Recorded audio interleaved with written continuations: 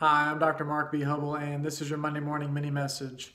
Earlier today, I was preaching a sermon at the Youth for Tomorrow Church, and the topic of the sermon was about persistence and praying continually for those things that we desire.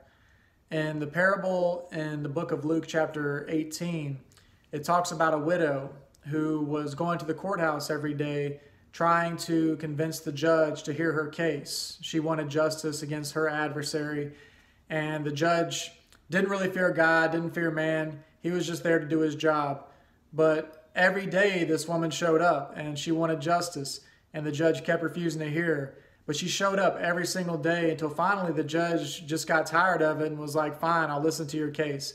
So the judge listens to her case. He grants her justice against her adversary, and then she goes on about her life. And then he doesn't have to worry about having to see her the next day because he answered her prayer to have her case heard and justice be done. Now, in chapter 18, verse 7, it talks about how God is way higher than that judge, and that we need to be persistent in our prayer life and continue to ask God for those things that we desire. Not just a one-time thing. We need to be persistent. But it's not like we're bothering God or God just wants to get rid of us by answering our prayer. That's not how this parable is connected. What this parable is saying is that if this judge who doesn't care about people or God grants this woman justice and answers her desired prayer, then how much greater is our God to be able to do that? So when you pray, be consistent and be persistent. All right, just because the prayer doesn't get answered today or tomorrow doesn't mean that we should stop praying for that thing that we desire in our lives.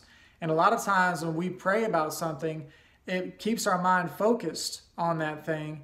And then we might see doors open or opportunities arise that we might not have otherwise seen had we not been praying about that very thing.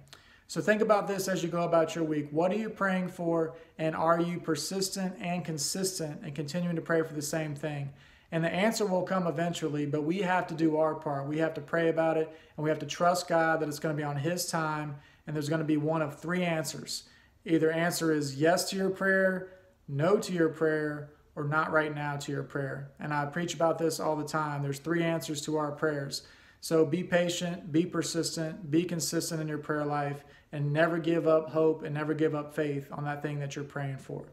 Thank you for sharing this time with me. Take care, and God bless.